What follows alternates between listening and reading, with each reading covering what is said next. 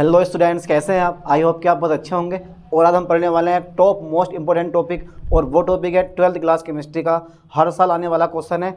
ऐसे ऐसे क्वेश्चन पढ़ो ताकि तुम्हारे अच्छे नंबर आएँ, ठीक है। तो एक मोस्ट इंपॉर्टेंट टॉपिक है जो कि हर साल आता है, और वो टॉपिक है ओस्टवाल्ड विधि द्वारा नाइट्रिक अम्ल का निर्माण, ठीक है। क्या टॉपिक है? ओस्टवाल्ड विधि द्वारा नाइट्रिक अम्ल का निर्माण। तो मैं डाल देता हूँ हेडिंग और बताते हैं इसके बारे में, ये होती क्या कहानी है इसकी। तो हमारा जो हेडिंग है वो है ओस्टवाल्ड विधि द्वारा, ओस्टवाल्ड विधि द्वारा नाइट्रिक अम्ल का निर्माण, नाइट्रिक अम्ल का निर्माण, ठीक है। ये हमारा एक टॉपिक है ओस्टवाल्ड विधि, जो कि हर साल पेपर में आता है, ठीक है। और इस साल भी आने वाला है। अगर ये टॉपिक ना भी आता है तो उसके केमिकल जितनी भी रिएक्शन होती हैं वो पूछी जाती हैं इससे। तो ओस्टवाल्ड विधि द्वारा नाइट्रिक अम्ल का निर्माण, तो पहला मैं लिखवा दूं आपको इसका फॉर्मूला। क्या भाई? नाइट्रिक अम्ल का सूत्र क्या होता है? तो ये होता है HNO3। क्या होता है? HNO3। क्योंकि फॉर्मूले के बारे में पता होना चाहिए कि आखिरकार हम बना क्या रहे हैं, ठीक है। अगर इसके बारे में पता है कि हमें बनाना क्या है और किस चीज़ से बनाना है, तो बड़ी आसानी से ये नाइट्रिक अम्ल का निर्माण आप कर सकते हो। तो सबसे पहले देखो, इसमें मैं अगर एक हेडिंग डालूं छोटा सा, तो वो आता है सिद्धांत, ठीक है। जो ये सिद्धांत होता है, इसमें 3 रिएक्शन है, और तीनों के तीनों रिएक्शन आपको ठीक से याद करनी है ताकि इसकी विधि आप कर सको। तो पहला जो मेथड होता है इसका वो होता है, यानी कि जो पहली रिएक्शन आती है इसकी, वो आती है 4NH3, यानी कि अमोनिया को जलाओ वायु के साथ, और वायु में होती है ऑक्सीजन। जब आप अमोनिया को जलाओगे वायु के साथ, तो देखते हैं क्या बनता है। तो यहां बनता है नाइट्रोजन डाइऑक्साइड। क्या बनता है? Nitrogen dioxide. और प्लस यहां से जल जो है वो गर्म करने पर बाहर हो जाता है। अब गर्म कर रहे हैं इसको, और टेम्परेचर कितना होता है? 700 से 800 डिग्री सेल्सियस। तो मैंने लिखा है 800 डिग्री सेल्सियस टेम्परेचर। और जो कैटेलाइज्ड होता है वो होता है प्लेटिनम, ठीक है। यहाँ प्लेटिनम उत्प्रेरक होता है, और 800 डिग्री सेल्सियस ताप पे जब इस अमोनिया को गर्म करते हो एयर के साथ, अब ये तो ऑक्सीजन है क्योंकि एयर में ऑक्सीजन होती है, तो सिंपल सी बात है, जब अमोनिया को आप एयर के साथ गर्म करते हो प्लेटिनम उत्प्रेरक की उपस्थिति में 800 डिग्री सेल्सियस ताप पे, तो यहाँ बनता है नाइट्रोजन मोनोऑक्साइड। और ये बहुत ठंडी गैस होती है, इतनी ठंडी होती है कि अगर आपके हाथ पे लग जाए, समझ लो, अगर आपके हाथ में लग जाए तो वहाँ से हाथ को पत्थर की तरह तोड़ देती है। जैसे पत्थर तोड़ने के बाद अलग अलग हो जाता है, चूरा बन जाता है, इतनी ठंडी होती है ये, ठीक है। और आजकल जो है इसका चलन ज़्यादा है, जैसे पान वगैरह में भी इसका यूज़ होने लगा आजकल, ठीक है।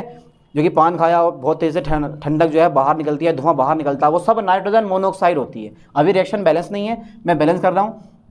4N, तो 4 में यहाँ लगा देता हूँ, और 6H2O। तो ये जल जो है वो भाप बन के उड़ जाता है। बचता क्या हमारे पास? Nitrogen monoxide. पहला स्टेप है। अब अगर चाहो तो भाई इस स्टेप में लिख भी सकते हो। तो मैं क्या लिखने वाला हूँ? देखो, इसमें मैं लिख देता हूँ कि भाई अमोनिया को, किसको? अमोनिया को वायु के साथ, वायु के साथ प्लेटिनम उत्प्रेरक की उपस्थिति में, प्लेटिनम उत्प्रेरक की उपस्थिति में 800 डिग्री सेल्सियस ताप पर गर्म करने पर नाइट्रोजन मोनोऑक्साइड बनती है, नाइट्रोजन मोनोऑक्साइड बनती है। अगर ये रिएक्शन आपको याद हो गई तो इस रिएक्शन से आप बड़ी आसानी से ये थ्योरी ले सकते हो। कोई मैंने थ्योरी अपने पास नहीं लिखी है, टोटल थ्योरी इस रिएक्शन ने बनाई है कि भाई अमोनिया को जब एयर के साथ आप प्लेटिनम उत्प्रेरक की उपस्थिति में 800 डिग्री सेल्सियस ताप पे गर्म करते हो, हीट करते हो, तो क्या बनता है? नाइट्रोजन मोनोऑक्साइड बनती है। क्या है ये? नाइट्रोजन मोनोऑक्साइड बनती है। और जल जो होता है वो भाप बन के उड़ जाता है, क्योंकि जहां भी हाइड्रोजन ऑक्सीजन होता है तो बस वहां से जल बाहर कर दो आप। ये रिएक्शन मानने का एक तरीका होता है। तो अमोनिया में भी हाइड्रोजन है, यहाँ ऑक्सीजन है, तो दोनों मिले और जल बाहर हो गया, ठीक है। इसके बाद जो सेकंड स्टेप मेरे पास आता है वो स्टेप होता है इसका, इसके बाद जो सेकंड स्टेप इसका आता है वो स्टेप होता है इसका कि भाई जो नाइट्रोजन मोनोऑक्साइड है, इस नाइट्रोजन मोनोऑक्साइड का ऑक्सीकरण का मतलब समझते हो, जहां पर ऑक्सीजन ऐड होती है, ऑक्सीजन जुड़ती है, वो ऑक्सीकरण होता है, ठीक है। तो नाइट्रोजन मोनोऑक्साइड का जो ऑक्सीकरण होता है, इस नाइट्रोजन मोनोऑक्साइड का जो ऑक्सीकरण होता है वो नाइट्रोजन डाइऑक्साइड में हो जाता है, नाइट्रोजन डाइऑक्साइड में हो जाता है। रिएक्शन बैलेंस नहीं है 2 लगा और यहाँ भी मैंने 2 लगा दिए। अब रिएक्शन क्या हो गई हमारी, बैलेंस हो गई। तो नाइट्रोजन मोनोऑक्साइड का ऑक्सीकरण नाइट्रोजन डाइऑक्साइड में हो जाता है। ये क्या है, नाइट्रोजन डाइऑक्साइड। ठीक है, तो मैं यहाँ दे रहा हूँ, देखो नाइट्रोजन मोनोऑक्साइड का ऑक्सीकरण, इसकी थ्योरी में लिख दे रहा हूँ। देखो थ्योरी ज़्यादा मायने नहीं रखती, जहाँ रिएक्शन होती है वहाँ थ्योरी मायने नहीं रखती है, ध्यान देना इस लाइन पे। नाइट्रोजन मोनोऑक्साइड का, नाइट्रोजन मोनोऑक्साइड का ऑक्सीकरण, नाइट्रोजन मोनोऑक्साइड का ऑक्सीकरण, ठीक है, नाइट्रोजन डाइऑक्साइड में हो जाता है, नाइट्रोजन डाइऑक्साइड में हो जाता है।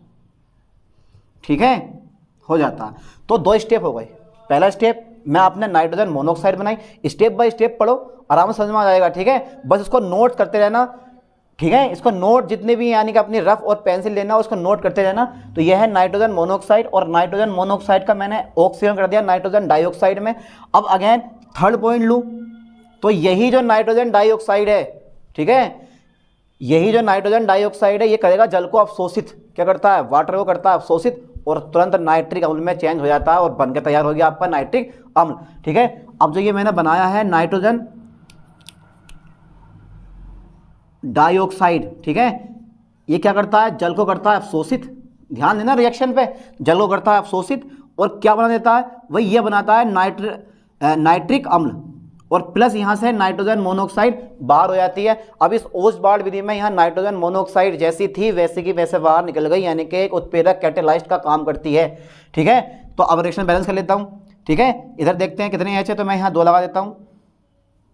ठीक है, अब यहाँ देखो 2N और 1N ये है, 2 और 1 3, मैं यहाँ 3 लगा देता हूँ। अब आपकी रिएक्शन बिल्कुल बैलेंस हो गई। तो यहाँ जो बना नाइट्रोजन मोनोऑक्साइड, ये भी गैस होता है और ये बाहर हो जाता, बन के गया हमारा नाइट्रिक अम्ल। लो इतना सारा मेथड था, ये क्या बन गया हमारा, नाइट्रिक अम्ल।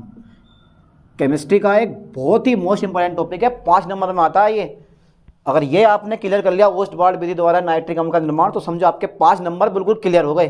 ठीक है, तो नाइट्रोजन डाइऑक्साइड जल को अवशोषित करता है और क्या बनाता है, नाइट्रिक अम्ल बनाता है। ठीक है, ये पतला होता है, इसको गाढ़ा करने के लिए आवश्यकता अनुसार इसमें और नाइट्रिक अम्ल यानी हीट किया जाता है ताकि जल जो है बाहर हो जाए आपका इसमें से, या नाइट्रोजन डाइऑक्साइड भी होती है थोड़ी बहुत, वो भी बाहर हो जाती है। तो ये जो नाइट्रोजन डाइऑक्साइड होती है वो जलो करती है अवशोषित और क्या बना देती है, नाइट्रिक अम्ल बना देती है, HNO3। HNO3 एक पावरफुल एसिड होता है, क्या होता है, एक पावरफुल एसिड होता है। ठीक है, इसके बाद देखो जरा, मैं करवाने वाला हूँ इसकी विधि। ठीक है, क्या करवाता हूँ, इसकी विधि। तो विधि में डाल देता हूँ हेडिंग और देखते हैं भाई क्या होती है इसकी विधि। अब भैया अगर आपको विधि करनी है तो विधि करने के लिए एक चित्र की जरूरत पड़ती है, क्योंकि पेपर में पूछा जाता है कि ओस्टबार्ड विधि द्वारा नाइट्रिक अम्ल के निर्माण का सचित्र वर्णन कीजिए, और 2-3 रिएक्शन दे देगा, जैसे जिंक के साथ, कॉपर के साथ। ठीक है, तो विधि भी करवानी पड़ेगी, इसको चित्र बना के आना है आपको बिल्कुल। तो विधि में पहला बनाऊँ मैं चित्र, हर बुक में चित्र अलग अलग होता है। ठीक है, कुछ बुकों में कैसा होता है भाई, कुछ बुकों में कैसा होता है। तो यहाँ मैं बिल्कुल चित्र पे ध्यान देना, चित्र थोड़ा सा बनाऊंगा बस। यह है प्लेटिनम की जाली। ठीक है, यहाँ पे क्या होता है, ये होती है प्लेटिनम की जाली होती है। मैं लिख देता हूँ यहाँ पे प्लेटिनम की जाली। अरे घबराओ मत, इजी टॉपिक है, प्लेटिनम की जाली। और इसका टेम्परेचर होता है 800 डिग्री सेल्सियस। ठीक है, और यहाँ से प्रोवाइड करते हो आप ammonia plus air. Ammonia plus air. Air क्यों प्रोवाइड करते हैं, क्योंकि भाई एयर में ऑक्सीजन होती है। ठीक है, और जब ये प्लेटिनम की जाली यानी कि प्लेटिनम उत्प्रेरक के संपर्क में आती है तो तुरंत यहाँ से नाइट्रोजन मोनोऑक्साइड गैस बन जाती है। यहाँ पर पहला स्टेप फाइनल हो जाता है, साथ में एयर भी होती है इसमें, ध्यान देना। यहाँ पे नाइट्रोजन मोनोऑक्साइड के साथ में एयर होती है। अब ये एयर किस काम में आती है वो भी आगे देखेंगे अभी। तो फिलहाल तो उसका मैंने नाम दे दिया है एक उत्प्रेरक कक्ष।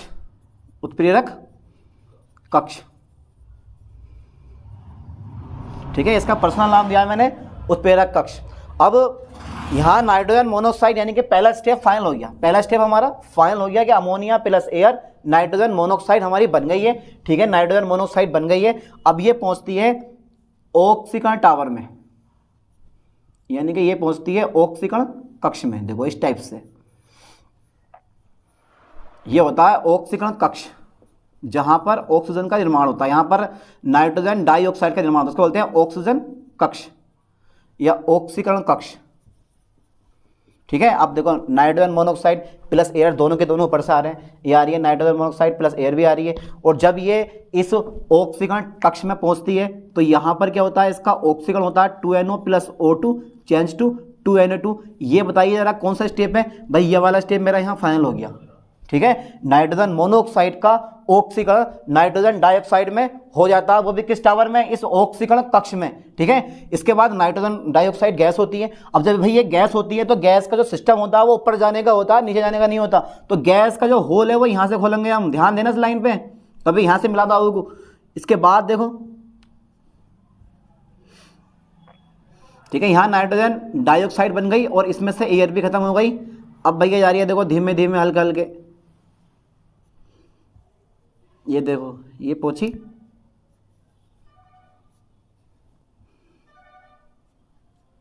और इस टावर का नाम होता है अवशोषण टावर।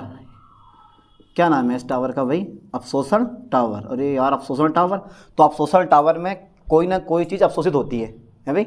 अवशोषण टावर है तो उस अवशोषण टावर में कोई ना कोई चीज़ जो है वो अवशोषित होती है, और यहाँ भी वही होने वाला है।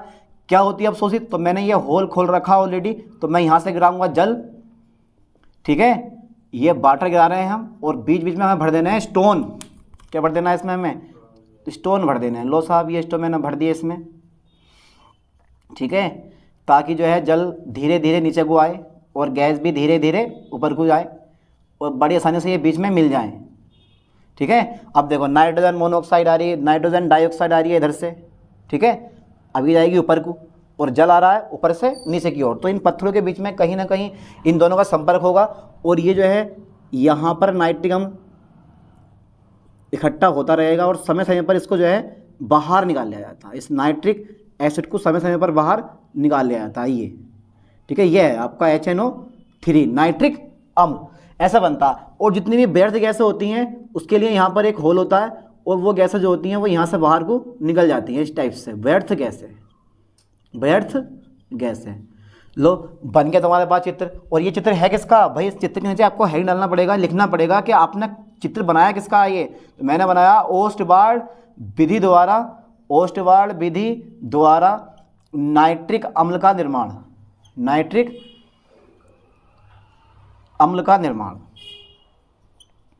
5 नंबर का क्वेश्चन है पूरे का पूरा ये। ठीक है, ओस्टबार्ड विधि द्वारा नाइट्रिक अम्ल का निर्माण। ठीक है, अब इसके बारे में अगर मैं कथा लिखूं इसकी चित्र की, तो पहली कथा में ये आता है, तो मैं हेडिंग बाई हेडिंग यहाँ पे लिख दे रहा हूँ। देखो सबसे पहला क्या था मेरे पास, उत्प्रेरक कक्ष आता है, तो मैं डाल देता हूँ हेडिंग उत्प्रेरक कक्ष।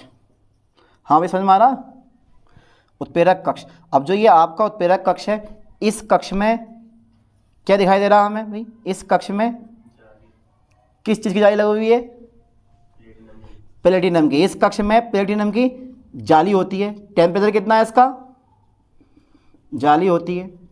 ठीक है, अमोनिया प्लस एयर को 800 डिग्री सेल्सियस ताप पर प्रवाहित करते हैं। ये प्रवाहित करते हैं, टेम्परेचर ये खुद से बनाते हैं, बाहर से होता है टेम्परेचर। ये नहीं कि पर्सनली आपने जाली का, प्लेटिनम जाली का टेम्परेचर बनाकर अंदर रखा होगा इसको, तो ये इतने टेम्परेचर है प्रवाहित करते हैं। अमोनिया प्लस एयर का जो मिक्सचर होता है वो 800 डिग्री सेल्सियस ताप पर बाहर से प्रवाहित करते हैं, 800 डिग्री सेल्सियस ताप पर प्रवाहित करते हैं, प्रवाहित करते हैं। कौन सी गैस बनी, नाइट्रोजन मोनोऑक्साइड बनती है, नाइट्रोजन मोनोऑक्साइड बनती है। ठीक है, इसके बाद सेकेंड स्टेप में हमारा कौन सा था भाई, ऑक्सीकरण कक्ष। ठीक है, क्या था, ऑक्सीकरण कक्ष। तो यहां तक करें स्क्रीनशॉट, इसके बाद देखते हैं आगे। तो सेकंड नंबर कौन सा है मेरा हमारे पास, तो सेकंड नंबर है हमारे पास ऑक्सीकरण कक्ष। इसके बारे में खुद भी लिख सकते हो, अगर चित्र बना दिया आपने तो खुद भी लिख सकते हो। ऑक्सीकरण में क्या होता है कि ऑक्सीकरण कक्ष में नाइट्रोजन मोनोऑक्साइड का ऑक्सीकरण नाइट्रोजन डाइऑक्साइड में हो जाता है। मैं यहाँ यही लिखने वाला हूँ, ऑक्सीकरण कक्ष दूसरा नंबर डाल के इसका सेकंड नंबर आता है मेरे पास ऑक्सीकरण कक्ष, ऑक्सीकरण कक्ष। इस कक्ष में नाइट्रोजन मोनोऑक्साइड का ऑक्सीकरण, नाइट्रोजन मोनोऑक्साइड का ऑक्सीकरण नाइट्रोजन डाइऑक्साइड में हो जाता है, ठीक है, इस कक्ष में नाइट्रोजन मोनोऑक्साइड का ऑक्सीकरण नाइट्रोजन डाइऑक्साइड में हो जाता है। ठीक है, थर्ड नंबर जो मेरे पास आता है चित्र का, वो आता है अवशोषण टावर। क्या आता है? अवशोषण टावर। अब ये भी देख लेते हैं ये भी क्या चीज़ है, अवशोषण टावर भी। तो इस टावर में क्या होता है कि इस टावर में ऊपर से जल गिरता है और नीचे से नाइट्रोजन डाइऑक्साइड जाती है। ठीक है, तो मैं लिख दे रहा हूँ यहाँ पे, इस टावर में ऊपर से जल गिरता है। ठीक है, जिसे नाइट्रोजन डाइऑक्साइड अवशोषित करके नाइट्रिक अम्ल बनाती है। क्या बनाती है? नाइट्रिक अम्ल बनाती है। ठीक है, ऊपर से क्या करता है? ऊपर से जल गिरता है, जिससे नाइट्रोजन डाइऑक्साइड जल को करती है अवशोषित और तुरंत नाइट्रिक अम्ल बनाती है, जिसे समय समय पर बाहर निकाल लेते हैं।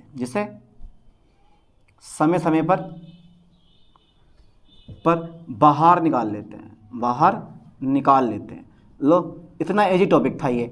ठीक है, तो ये विधि और सिद्धांत यानी कि ओस्टबार्ड विधि यहाँ कंप्लीट हो जाती है। एक न्यू क्वेश्चन करवा रहा हूँ मैं नाइट्रिक एसिड का, इसकी पढ़ लेते हैं हम केमिकल रिएक्शन कि क्या क्या केमिकल रिएक्शन होती हैं। तो क्वेश्चन में लिखवा रहा हूँ इसका, और वो क्वेश्चन होता है आपका नाइट्रिक अम्ल एक प्रबल ऑक्सीकारक है। नाइट्रिक अम्ल एक प्रबल ऑक्सीकारक है। क्यों है भैया ऑक्सीकारक? क्यों होता है? किसे कहते हो आप ऑक्सीकारक? जो ये मैंने वर्ड लिखा है कि ऑक्सीकारक है। ऑक्सीकारक का मतलब समझते हो ना? जो हमें ऑक्सीजन देते हैं वो सब ऑक्सीकारक होते हैं। जैसे पेड़ पौधे जितने भी होते हैं वो सब ऑक्सीकारक होते हैं। क्यों होते हैं? क्योंकि भाई वो कार्बन डाइऑक्साइड लेते हैं और ऑक्सीजन हमें देते हैं, तो सब के सब ऑक्सीकारक होते हैं। बहुत सारे क्वेश्चन ऐसे बनेंगे जिसमें ऑक्सीकारक पूछेगा, जैसे नाइट्रिक अम्ल एक प्रबल ऑक्सीकारक है, नाइट्रस अम्ल एक प्रबल ऑक्सीकारक है, या फिर ओजोन एक प्रबल ऑक्सीकारक है। सबका एक ही आंसर होता है, क्योंकि वो आसानी से नवजात ऑक्सीजन मुक्त करते हैं। यहाँ भी यही हो रहा, नाइट्रिक अम्ल के केस में भी यही होगा कि भाई ऑक्सीकारक तो है। क्यों है? क्योंकि ये आसानी से हमें ऑक्सीजन देता है, और इसी कारण क्या होता है, ये एक प्रबल ऑक्सीकारक होता है। ठीक है, ऑक्सीकारक क्या होते हैं? एक बार अगेन और बताता हूँ, ऑक्सीकारक क्या होते हैं? जो आपको ऑक्सीजन देते हैं। ठीक है, जैसे पेड़ पौधे हमें ऑक्सीजन देते हैं, वो सब ऑक्सीकारक होते हैं। ठीक है, तो नाइट्रिक अम्ल भी हमें ऑक्सीजन देता है, जिसके कारण ये क्या होता है? एक प्रबल ऑक्सीकारक होता है। मैं यहाँ पे लाइन लिख रहा हूँ, देखो, नाइट्रिक अम्ल, ये क्वेश्चन लिखा है मैंने और ये इसका आंसर दे रहा हूँ। नाइट्रिक अम्ल एक प्रबल ऑक्सीकारक है।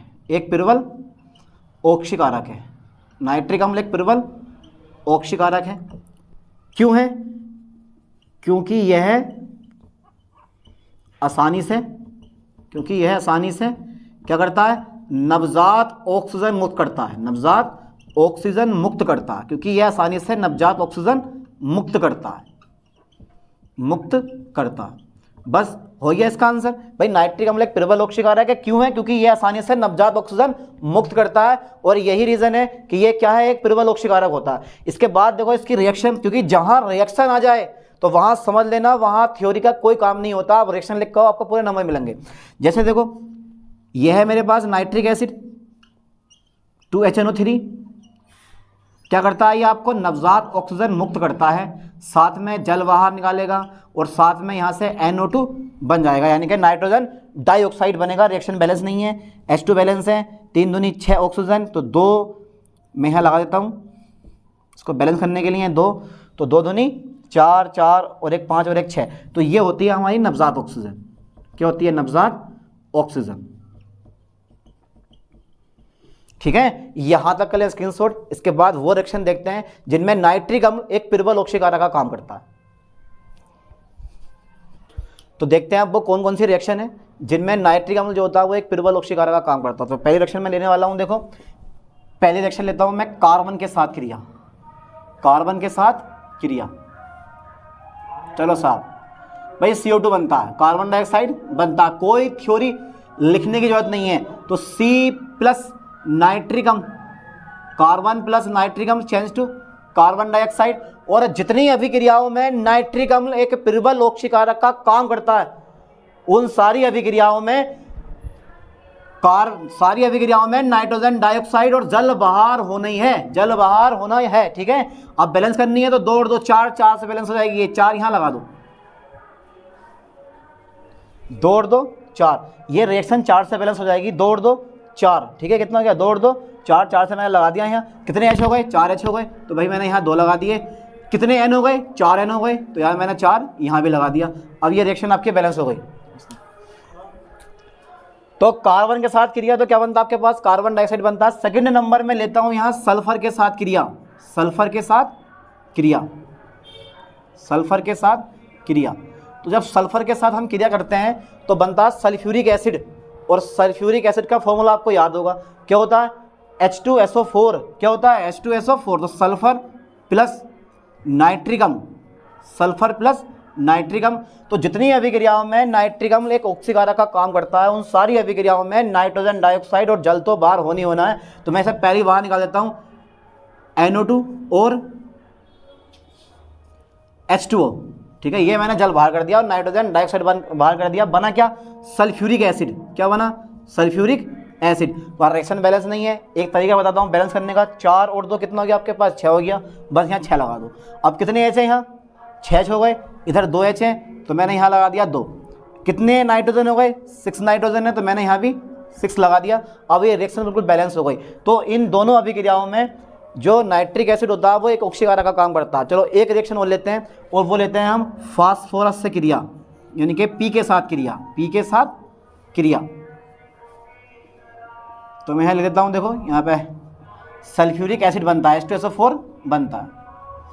और जब मैं करूँगा फास्फोरस के साथ क्रिया तो बनता है ऑर्थोफॉस्फोरिक अम्ल, ऑर्थोफॉस्फोरिक एसिड, ऑर्थोफॉस्फोरिक अम्ल बनता है।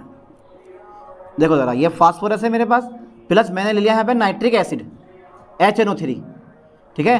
तो पहले तो यही NO2 बाहर निकाल दो और यहाँ से H2O बाहर निकाल दो, निकाल दिया। यहाँ पे नाइट्रोजन डाइऑक्साइड और मैंने यहाँ से जल बाहर निकाल दिया, क्योंकि सब की सब रिएक्शन में जो नाइट्रिक एसिड होता है वो एक प्रबल ऑक्सीकारक का काम करता है, ठीक है। और बना क्या हमारा orthophosphoric acid, orthophosphoric acid. Reaction balance कर लो, कितने हाइड्रोजन है 3, 3 और 2 5, तो मैंने यहाँ 5 लगा दिया। अब कितने N हो गए 5 N हो गए, तो मैंने भी यहाँ भी 5 लगा दिया, ठीक है। फास्फोरस 1 है तो फास्फोरस 1 हो गया, बाकी रिएक्शन हमारी पूरी बैलेंस हो गई। इसका नाम क्या है ऑर्थोफॉस्फोरिक अम्ल, ऑर्थोफॉस्फोरिक अम्ल, ऑर्थोफॉस्फोरिक अम्ल, ठीक है।